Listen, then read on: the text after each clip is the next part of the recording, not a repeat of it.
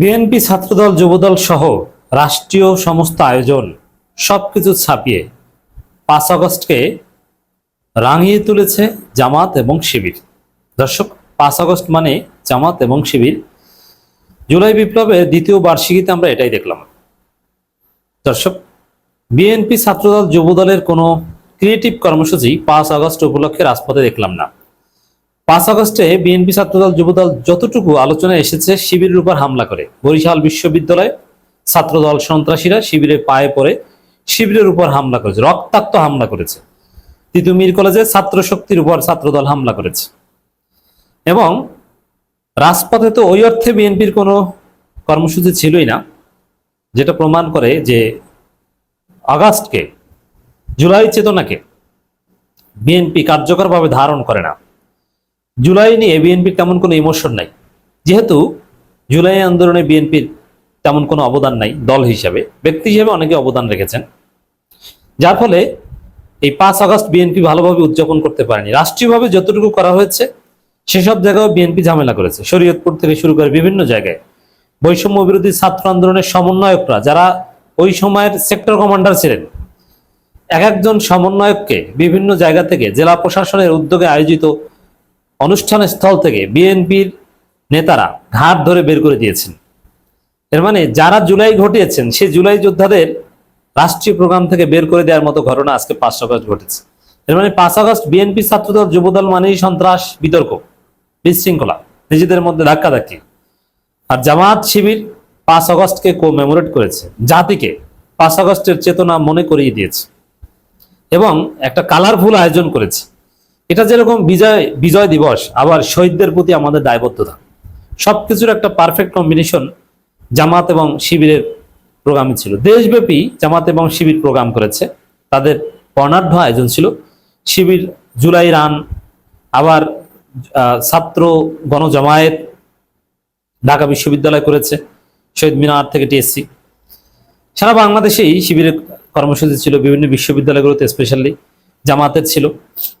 তো দর্শক, বিশেষ করে রাজধানীতে 11 দলীয় জোটের উদ্যোগে এক বিশাল গণসমাবেশের আয়োজন করা হয়েছে। সেখানে বিপুল সংখ্যক জনগণ রাজপথে এসেছে।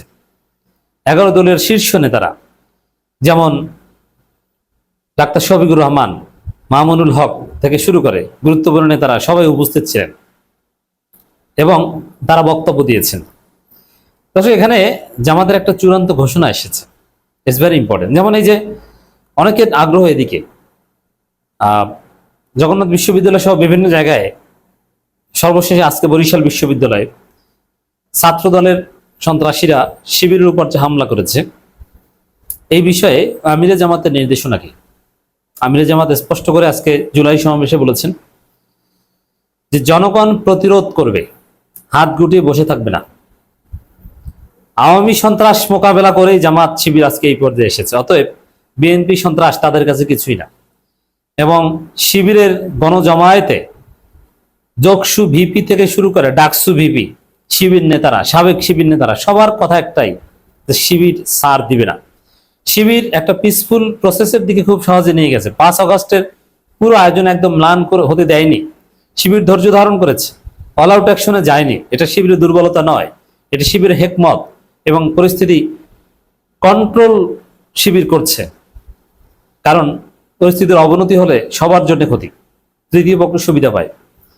তো দর্শক, তো এখানে জামাত এবং শিবিরের ঘোষণা হচ্ছে তারা প্রতিরোধ করবে, তাদের গায়ে কেউ হাত দিলে তারা বসে থাকবে না। আরো সহজভাবে বলি, মাইরের বদলে মাইর হবে, কোনো ছাড় নেই। তো দর্শক, এবং জুলাই সনদ প্রশ্নে, গণভোটের রায় প্রশ্নে জামাত কোনো ছাড় দিবে না, এটা আমিরে জামাত ক্লিয়ার বলেছেন। এবং বিএনপি সরকার তীব্র সমালোচনা করেছেন। আমিরে জামাত যে বক্তব্য দিয়েছেন আজকে রাজধানীতে বিশাল এই গণসমাবেশে, সেখানে আমাদের রাজনীতি এবং জনজীবনে এমন কোনো বিষয় নেই যে আমিরে জামাত টাচ করেননি। এবং সাম্প্রতিক ছাত্র দলের সন্ত্রাস থেকে শুরু করে সবকিছু এখানে উঠে এসেছে।